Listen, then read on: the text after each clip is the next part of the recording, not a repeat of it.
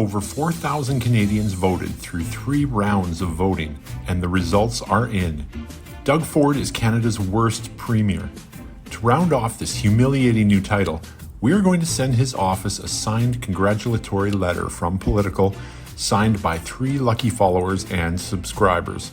To be entered into the draw, simply comment on this video and mention that you'd like to sign the letter. 3 lucky names will be drawn in due time, and a copy of the official letter will be posted on our Facebook and Twitter pages.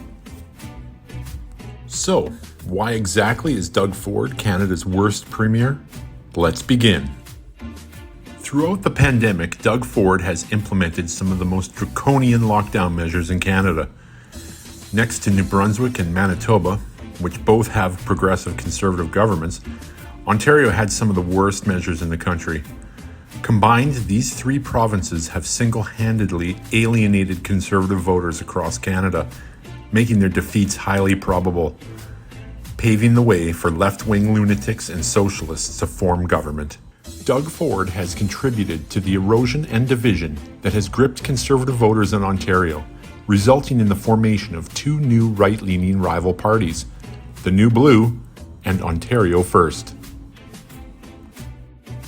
Doug Ford and his government have implemented vaccine mandates in the provincial legislature, which resulted in Belinda Karahalios being ejected from the legislature, despite claiming to provide a negative PCR test.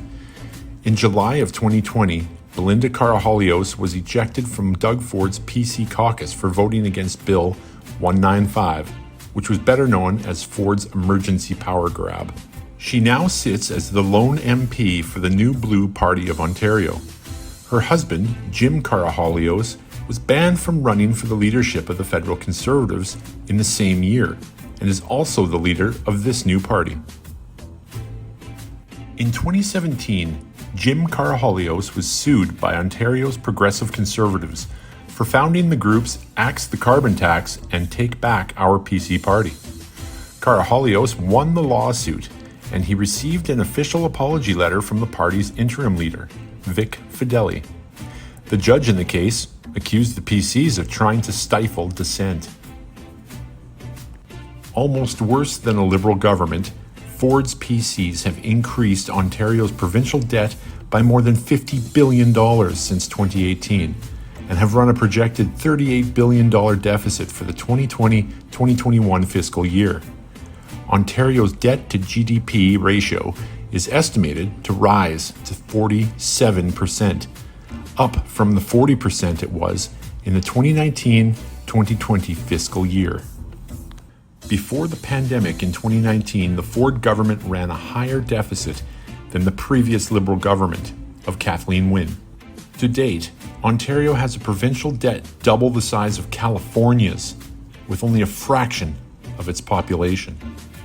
Ford has made significant cuts to education funding and cut taxes for the most wealthy. On top of that, he has hired his own family friends and political allies to advisory positions in healthcare and law enforcement. You can Google his various patronage appointments for yourself. The list is too long for this video. In every measure, Doug Ford has ruled over Ontario and his party like a Liberal crony. He has appointed and favoured his friends, he has stifled and shut down dissent, and he has driven Ontario's finances deeper into the ground than any Liberal government before him. In 2020, Ford even complimented Justin Trudeau and commended him for doing a great job. You can't make this stuff up, folks.